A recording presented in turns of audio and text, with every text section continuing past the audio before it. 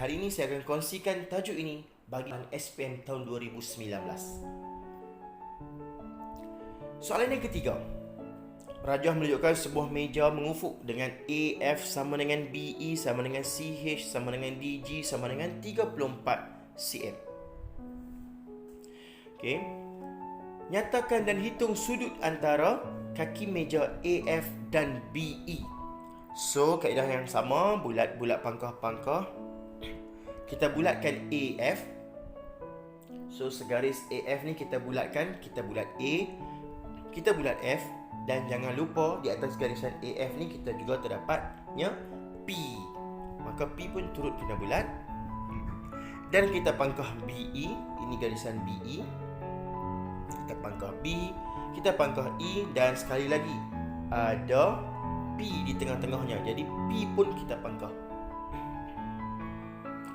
Dalam kes ini, kalau kita nak pilih yang bulat saja, susah sebab kita ada dua-dua. Kita ada dua huruf yang dibulat saja, iaitu A dan F. Jadi kita akan pilih yang bulat pangkah dahulu, iaitu P. Sebab P ada satu je bulat pangkah dekat situ, P. So kita tengok apa huruf yang paling dekat dengan P untuk bulat. Jawapannya sama. P dekat dengan A, P dekat dengan F. Jadi yang mana perlu dipilih? Jawapannya, kita boleh pilih saja yang mana-mana yang kita nak. PA ataupun boleh juga pilih PF. Sebab A dengan F sama je jarak je daripada P. Untuk pangkah, kita akan cari yang paling hampir dengan A. Masa ni antara E dengan B, kita akan pilih B sebab B lebih hampir dengan A. Jadi jawapannya APB. Dan sekiranya kamu pilih F di peringkat awal tadi, yang paling dekat dengan F sekarang adalah E. Jadi kamu memperoleh dua jawapan yang berbeza, yang mana kedua-duanya pun betul. Kamu tulis salah satu betul, kamu tulis dua-dua pun betul. Markah yang sama. Dan untuk menghitung sudut, macam tadi kita akan ambil satu sahaja. Cuma kali ni saya tak boleh guna lagi dah segitiga selaras tadi. Saya kena mengikut rajah. Sebab kalau kita perhatikan gambar rajah ni, sudut yang kita dapat bukan lagi bersudut tegak. Segitiga yang kita dapat bukan lagi segitiga bersudut tegak. Segitiga yang saya dapat sekarang adalah segitiga yang biasa macam ni. Segitiga sama kaki. A, B, P. Saya ambil yang segitiga atas ni.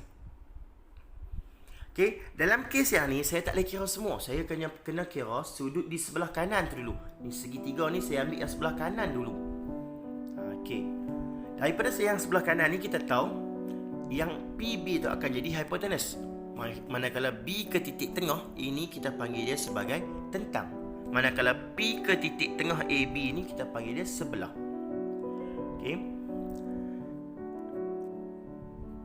Tengah sampai ke B ni nilai dia 15 cm, iaitu separuh daripada DC, 30 cm.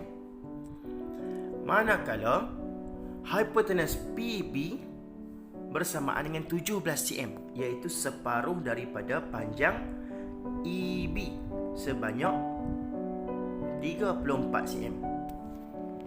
Okey. So kita ada nilai tentang, kita ada nilai hipotenus. Kita kena gunakan rumus sin. Jadi sin negatif 1, 15 per 17, kita akan dapat 61.93. Tapi ingat, ini bukan jawapan akhir. 61.93 ialah nilai sudut dalam segitiga sebelah ni saja. Jadi kalau kita nak dapatkan kedua-dua sudut, kiri dan kanan, dapat jumlah sudut yang sebenar, kita perlu darab dengan 2. Jadi 2 darab sin negatif 1, 15 per 17. Dan jawapan yang baru ialah 123.86 darjah. Okey. Kalau soalan macam ni keluar dalam SPM, memang akan ramai calon terlupa nak darab dengan 2. Dan ini soalan yang terakhir, iaitu soalan SPM tahun 2019. Soalan ini merupakan soalan yang sangat tidak pernah keluar dalam SPM. Jadi apabila dia keluar sekali, ramai calon yang tidak mampu menjawab dengan betul. Okey. Daripada rajah tersebut diberi tinggi pintu ialah 2.5 meter. A, tandakan sudut di antara pintu dan dinding. Okey. Soalan A ni, ayat pertamanya ialah pintu. Mana pintu? Okey, pintu yang saya warnakan yang warna hijau tu, itu pintu. Dan mana dinding? Dinding bukan yang bawah ni, ini lantai. Dinding yang saya warnakan dengan warna merah. Jadi soalannya, tandakan sudut antara pintu dan dinding. Maka jawapannya jelas, antara pintu dan dinding, di situlah sudutnya. 1 markah. Okey. Ada juga calon yang cuba membuat garisan di atas dan letak sudut di atas. Masih lagi betul, 1 markah. Tapi paling ramai calon menjawab sudut di dalam ni. Itu bukan sudut di antara pintu dengan dinding. Itu sudut di antara pintu dengan bingkai pintu. Ataupun kita kata itu adalah sudut bukaan pintu. Jadi ini salah. Ramai calon akan jawab yang tu. Okey, ingatlah antara pintu dan dinding. Maka inilah jawapannya. Soalan yang kedua, seterusnya hitung sudut bukaan pintu. Sekarang baru dia minta sudut bukaan pintu. Yang mana sudut bukaan pintu? Adakah yang tu lagi? Tidak. Itu sudut di antara pintu dan dinding. Sudut bukaan pintu yang di atas ni. Yang ramai calon jawab salah tadi tu. Okey. Jadi kalau kita nak hitung, kita kena buat segitiga tu. Kita kena kira segitiga tu. Saya turunkan ke bawah. Saya tambahkan satu bucu di hujung tu sebagai nama dia O, supaya senang saya nak kira. Okey. Macam tadi, ini bukan segitiga bersudut tegak. Jadi kita tak boleh guna kaedah menggunakan segitiga selaras tadi untuk menghitung sudut. Saya perlu bahagi dia kepada 2 bahagian. Saya kena kira separuh dulu. Saya tegakkan dia, QPO, saya tegakkan daripada rajah ni. Saya tegakkan menjadi macam ni. Dan saya kira sekarang separuh dahulu. Separuh yang atas sahaja. Okey. Daripada segitiga separuh yang atas ni, saya tahu ini adalah hypotenuse. Q ke titik tengah PQ ni ialah tentang. Manakala O ke titik tengah garisan QP ni adalah sebelah. Nilai Q ke titik tengah P ni, ke titik tengah garisan QP adalah 0.6 meter. Datangnya daripada separuh daripada 1.2 meter jarak QP.